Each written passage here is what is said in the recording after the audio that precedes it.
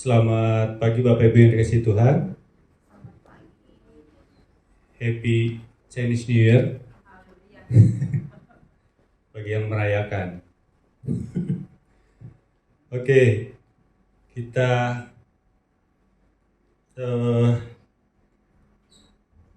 saya dikontak Pak Gembala kemarin. Jadi saya diminta untuk menyampaikan terkait Xinjia, khotbah Xinjia. Tapi ini nggak Xinjia amat sih. Gitu ya. Oke, Keluaran 14 ayat 1 dan 2. Keluaran 14 ayat 1 dan 2. Judul perikopnya, Firaun bertindak untuk penghabisan kali.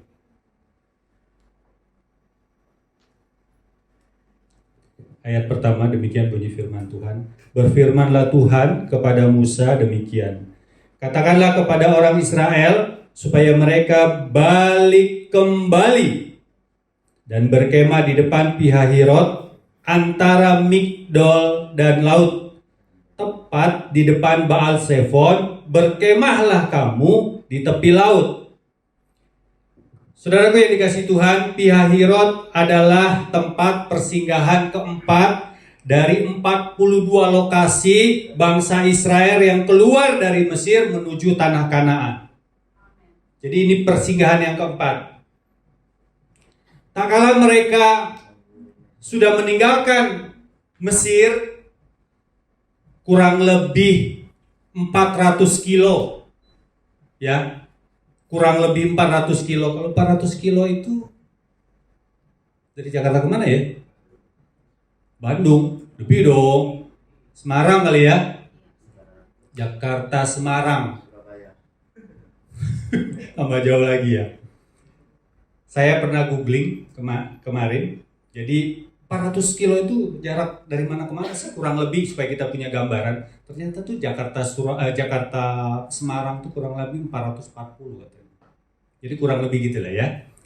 Saudara bisa bayangin ketika mereka sudah 400 kilo menjauh dari Mesir, tiba-tiba Tuhan bilang, balik. Berkemahlah kamu di Pihahirot. Saudaraku yang dikasihi Tuhan, jalan Tuhan tidak mudah untuk kita pahami. Amin.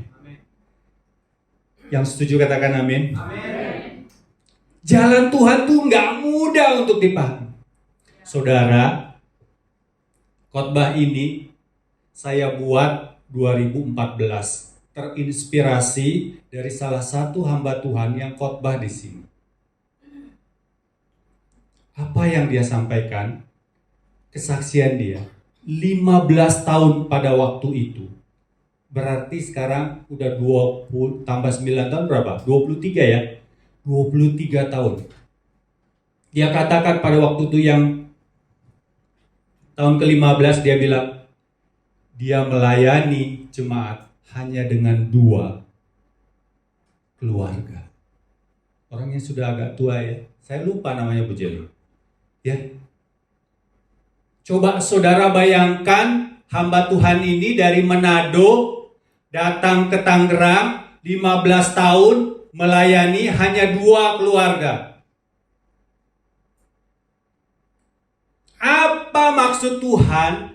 Apa rencana Tuhan? Dalam sisi si hamba Tuhan ini. Bukan 2 keluarga yang diharapkan. Setuju?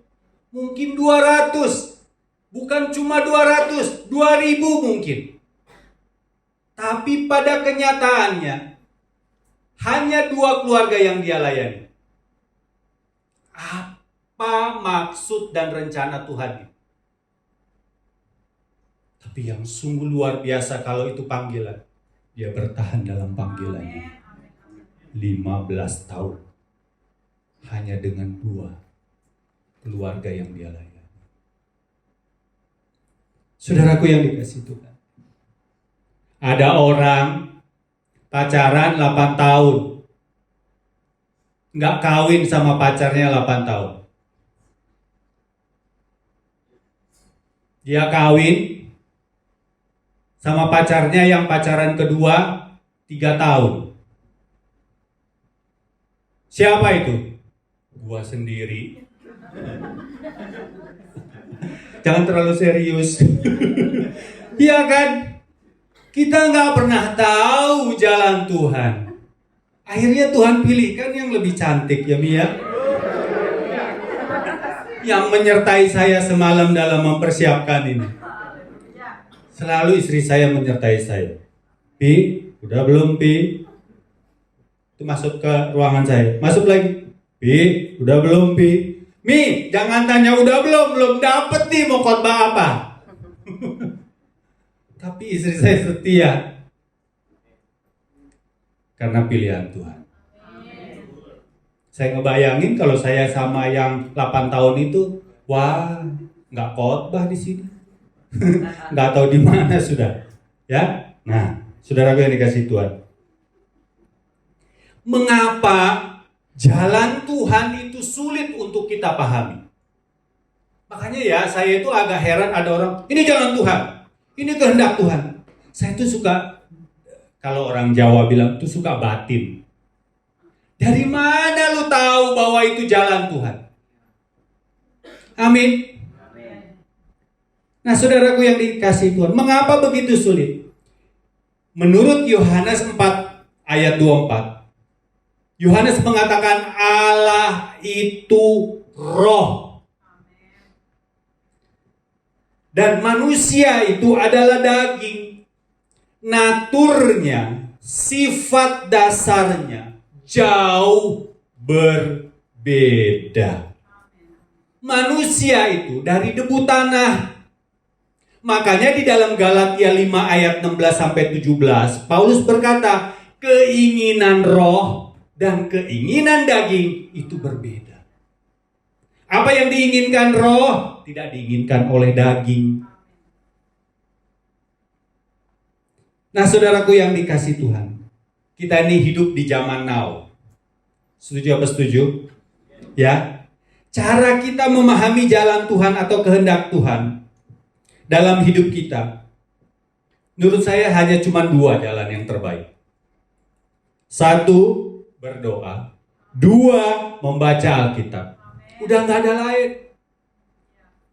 Kapan Pak? Emang Pak kalau kita baca Alkitab terus kita tahu? Saudara, saya pernah melakukan, saking saya pengen tahu kehendak Tuhan terhadap hidup saya itu apa sih? Ya, saya jadi guru sekolah minggu. Waktu jadi guru sekolah minggu, saya kurang lebih dipuja-puji lah, singkatnya gitu. Karena kenapa? Saya sudah bisa berkhotbah pada waktu itu. Saya bisa nyusun ini, itu. Saya sendiri juga heran, iya ya kenapa gue bisa begini? Mau jadi apa nih gue nih? Dalam hati saya. Saya sempat tuh doa baca.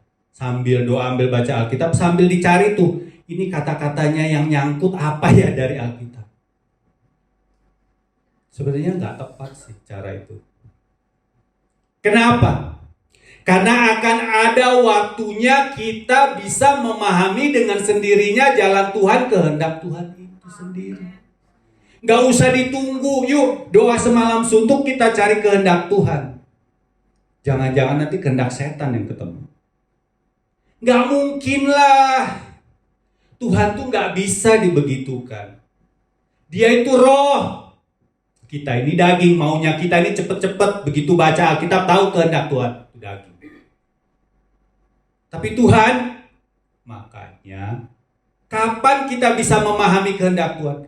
Waktu yang berbicara. Tetapi dalam waktu menunggu waktunya Tuhan itu, 2 hal yang harus kita lakukan. Berdoa dan membaca firman Tuhan. Gak akan kesesat kita. Daripada kita doa semalam suntuk, meremelek, udah tahan ngantuk. Ya kan? Belum tentu itu. Jangan percaya pada cara-cara instan. Tuhan gak pernah ajarkan begitu di dalam Alkitab. Kita belum sekaliber Musa yang Allah berbicara, "Hei Musa." Musa itu berhadapan muka dengan Tuhan. Kita tuh nggak nyampe situ. Sekali lagi, jalan yang paling aman adalah supaya kita tidak tersesat. Berdoa, membaca firman Tuhan. Pasti, sekali lagi, pasti pada waktunya kita akan paham. Oh, ternyata maksud Tuhan kemarin-marin itu ini. Amin. Jadi sekarang saudara, saya mendorong dua hal. Berdoa, membaca firman Tuhan. Nah saudaraku, makanya Alkitab tuh mencatat di dalam Keluaran 14 ayat 10 sampai 12. Bangsa Israel tuh marah sama Musa, sama Tuhan. Mereka bersungut-sungut. Mereka pikir sia-sia ikut Tuhan karena akan mati oleh tentara Firaun yang terlatih berperang. Sementara mereka adalah mantan. Mantan apa? Budak. Tentara Firaun hanya 600 orang. Tapi 600 ini tentara terlatih. Orang Israel 2 juta. 2 juta ini mantan budak semua. Nggak bisa berperang dia. Orang baru dikeluarin kok dari Mesir oleh Allah. Makanya mereka menjadi ketakutan. Akibat pikiran mereka dan prasangka buruk mereka kepada jalan Tuhan. Ini yang di ayat 10 dikatakan, mereka menjadi sangat ketakutan. Padahal apa? Mereka setiap hari melihat, setiap hari mengalami 2 hal. Mujizat yang mereka alami. Tiang awan menyertai mereka waktu mereka jalan di padang gurun sehingga mereka tidak kepanasan. Tiang api yang menyertai mereka sehingga mereka tidak kedinginan di padang gurun. Tiap hari 40 tahun mereka lihat Tuhan. Tapi apa yang mereka lakukan? Mereka tidak berubah. Justru mereka bersungut-sungut. Mereka marah kepada Tuhan. Saudaraku yang dikasihi Tuhan, mukjizat adalah cara Allah menyatakan dirinya bahwa Dia berkuasa agar kita percaya kepada Dia. Itu fungsi mukjizat. Jadi kalau saudara pergi ke gereja cari mukjizat, udah pasti salah. Mukjizat itu orang sakit sembuh, buta melek, mati hidup. Semua Tuhan lakukan. Untuk apa? Tuhan hanya mau kasih tahu, aku ini berkuasa, percayalah kamu kepadaku. That's it. Itulah mukjizat. Jadi kalau kita hari ini sudah percaya cari mukjizat, saudara punya motivasi yang nggak benar. Kenapa? Kita sudah percaya kok.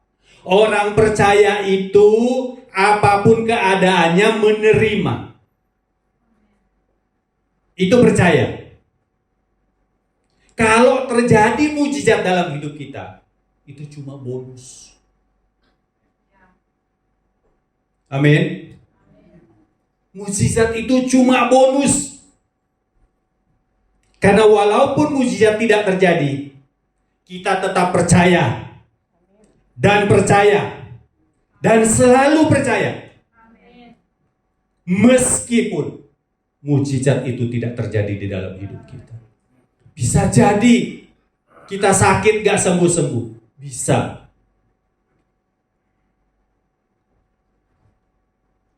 Makanya saudaraku yang dikasihi Tuhan, berulang kali saya katakan, kalau kita paham ini, kita nggak pernah kecewa ikut Tuhan. Oh sakit, nggak sembuh. So what? Bukan mujizat yang kita cari. Amin. Karena kita telah menerima kasih karunia Tuhan Yesus Kristus yang menyelamatkan kita dari dosa. Ini loh utamanya kita sebagai orang percaya. Sekali lagi, mujizat cuma sembuh. Mujizat itu cuma bonus.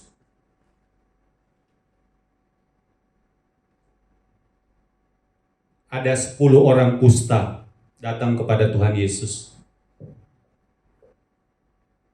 Tuhan bilang sama 10 orang kusta, pertunjukkan dirimu sama imam. Dalam perjalanan mereka menuju rumah imam, 10-10-nya kustanya sembuh. Tuhan tanya, ada satu yang datang kepada Tuhan. Tuhan, saya mengucap syukur dan berterima kasih kepadamu karena Engkaulah Allah, anak Allah. Tuhan Yesus tanya, mana yang 9? Gak ada yang kembali. Saudara, terima mujizat, gak jadi jaminan loh. Iman saudara itu akan, nanti ya kalau gua sembuh, gua akan lebih setia di gereja. Gak ada jaminan. Alkitabnya ngomong gitu, gak jaminan.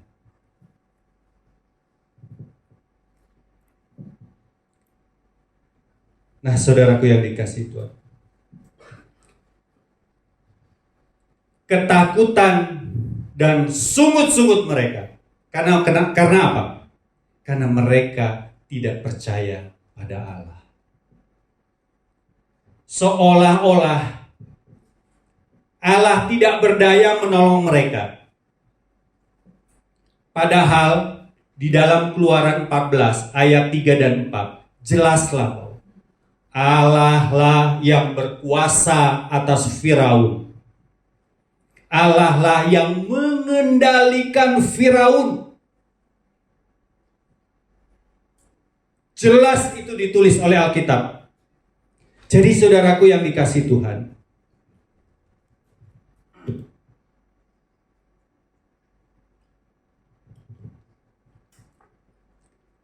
pelajarannya adalah apapun persoalan hidup kita, jangan mengeluh. Ya kan? Itu kan pelajarannya kan?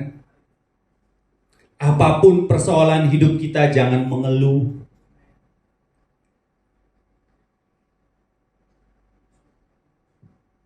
Sakitkah, kekurangankah, belum dapat jodohkah, belum dapat anakkah? Ya itulah hidup manusia. Jangan mengeluh. Hadapi itu dengan iman. Hadapi itu dengan percaya. Karena Tuhan Yesus Kristus itu masih berkuasa dahulu, sekarang, dan selama-lamanya. Tuhan mau kasih tahu kita, Tuhan mau ajarkan kita, jangan mengeluh dalam persoalan apapun. Tetap percaya. Tetap percaya. Karena Allah kita, Tuhan Yesus Kristus itu masih berkuasa.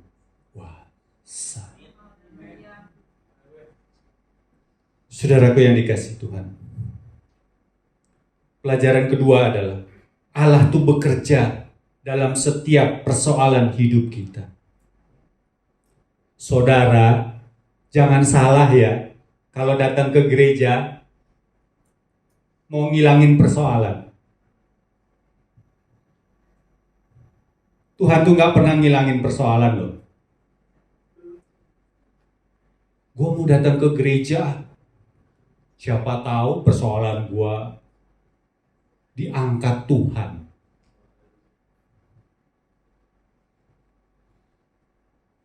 Tuhan gak pernah angkat persoalan saudara. Tuhan justru mengajarkan saudara hadapi persoalan itu. Lihat bangsa Israel. Setelah jalan Tuhan bilang balik, hadapi itu tentara Mesir.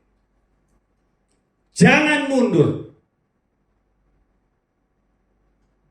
Tuhan gak pernah angkat persoalan saudara. Justru saudara harus menang atas persoalan saudara.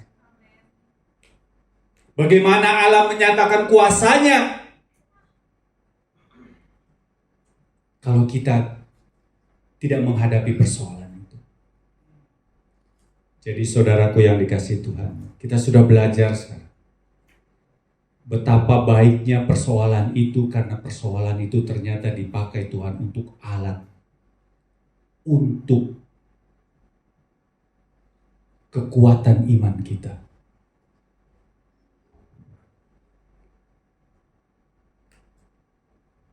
Karena di dalam Keluaran 14 ayat 13, Tuhan berkata, Tuhan yang berperang, semua dia lakukan, karena dia mengasihi manusia. Coba kita baca dulu ya. Karena ayatnya panjang, jadi saya tadi hanya menyebut gitu ya, supaya nggak terlalu lama. Keluaran 14 ayat 13. Tetapi berkatalah Musa kepada bangsa itu, janganlah takut, berdirilah tetap, dan lihatlah keselamatan dari Tuhan yang akan diberikannya hari ini kepadamu, sebab orang Mesir yang kamu lihat hari ini tidak akan kamu lihat lagi untuk selama-lamanya. Ayat 14. Tuhan akan berperang untuk kamu dan kamu akan diam saja. Waktu mereka menghadapi tentara Firaun, emang apa sih orang Israel itu lakukan? Perang dia? Enggak.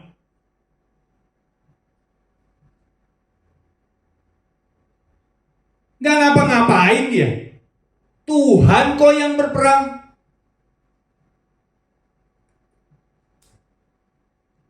Tuhan tuh cuma minta dua hal. Satu, percaya. Dua, taat. Cuman itu. Suruh bawa panah gitu, panah-panahan. Enggak. Ambil golok gitu, bunuh-bunuhan. Enggak. Makanya ayat ini bilang, Tuhan akan berperang untuk kamu, dan kamu akan diam saja. Tuhan cuma minta dua hal. Percaya, taat. Udah selesai.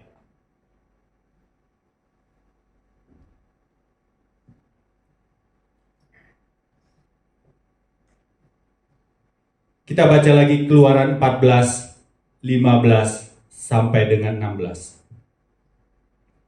Ini ayat yang terakhir.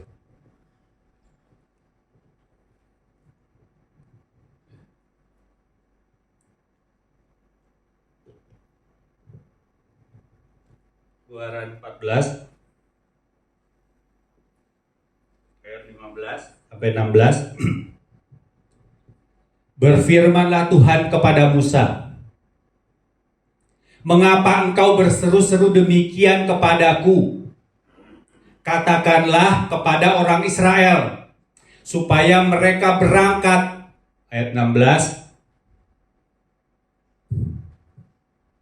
Dan engkau angkatlah tongkatmu, dan ulurkanlah tanganmu ke atas laut, dan belahlah airnya, sehingga orang Israel akan berjalan dari tengah-tengah laut di tempat kering. Coba saudaraku yang dikasihi Tuhan. Dalam ketakutan bangsa Israel, Allah menyuruh Musa apa? Membelah lautan. Ayat 16 tadi, membelah lautan. Suatu tindakan yang tak terpikirkan oleh manusia, bahwa Allah akan memerintahkan Musa untuk membelah lautan. Ini loh yang saya katakan, jalan Tuhan itu tak mudah untuk dipahami. Masih nyambung ya? Jalan Tuhan itu gak mudah dipahami. Saudara tahu, ada yang saya baca, ketika lautan itu dibelah, lebarnya itu kurang lebih 2 kilo. Di dalamnya air laut yang dibelah itu kurang lebih 200 meter. Kayak kita itu jalan di tengah-tengah gedung tinggi, cuman kanan kirinya air. Siapa yang bisa lakukan itu kalau bukan Tuhan? Tuhan kita loh itu. Tuhan Yesus Kristus yang masih berkuasa, yang mengasihi kita. Itu dia lakukan untuk kita. Gak kepikir oleh kita. Gak kepikir. Makanya orang Israel itu dia lihat musuhnya semakin mendekat, takut dia. Maju kena, mundur, maju ada orang Mesir, mundur lautan. Kiri kanan padang pasir. Bayangannya orang Israel, mati gua udah. Makanya dia bersungut-sungut. Gak kepikir. Ini loh yang saya mau katakan. Jalan Tuhan itu gak mudah kita pahami serta-merta seperti itu.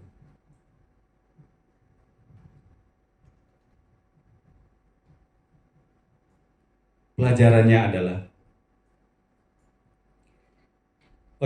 Yesaya 55 ayat 8 berkata, jalanmu bukan jalanku. Allah mengatakan betapa apa yang gak kepikirkan oleh manusia, Tuhan bisa lakukan. Jalanmu bukan jalanku, kata Tuhan. Pelajarannya adalah tidak ada persoalan yang tidak dapat diatasi oleh Tuhan Yesus Kristus. Tidak ada persoalan yang terlalu sulit bagi Tuhan Yesus Kristus yang kita percayai. Jalan keluar selalu ada. Dan kita sebagai orang percaya selalu bisa menikmati berkat Tuhan. Oleh karena itu, saudaraku yang dikasihi Tuhan, tetaplah percaya kepada Tuhan Yesus Kristus dalam segala perkara, dalam segala persoalan hidup kita. Ini pesan utamanya dari Tuhan. Tetaplah percaya. Kita ini gak bisa lepas dari persoalan. Amin. 2023 tahun kelinci air katanya.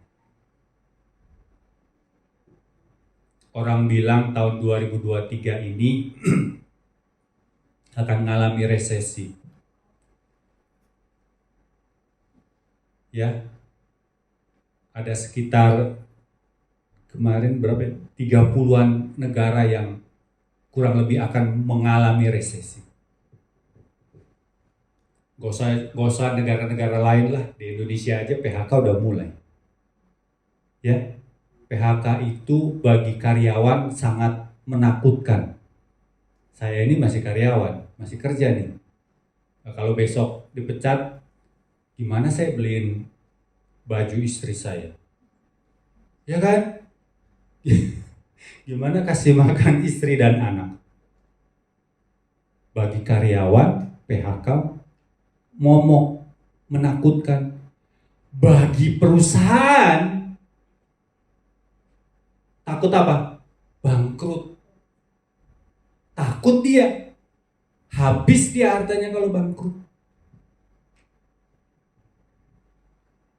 Amin. Apapun lah. Sebutlah persoalan. Tapi pesan Tuhan adalah tetaplah percaya kepada Tuhan Yesus Kristus. dalam segala persoalan, dalam segala hal. Dan yang kedua, taatlah dalam menantikan jalan Tuhan sambil kita bersukacita. Sebagaimana dalam Filipi 4 ayat 4, bersukacitalah senantiasa dalam Tuhan. Jadi Tuhan meminta dua perkara kepada kita, percaya dan taat. Apapun persoalan yang kita hadapi, ingat Tuhan Yesus itu punya kasih karunia kepada kita. Apapun hidup kita, sehancur-hancurnya hidup kita, tapi Allah masih mau terima kita. Allah masih mau mengasihi kita. Jangan tinggalkan dia, tetap percaya dan taat kepada Tuhan. Amin. Puji Tuhan. Tuhan Yesus memberkati. Amin. Kita angkat satu pujian yang tadi, hari-hari ku jalan. Kita sukacita aja ya, kita bangkit berdiri.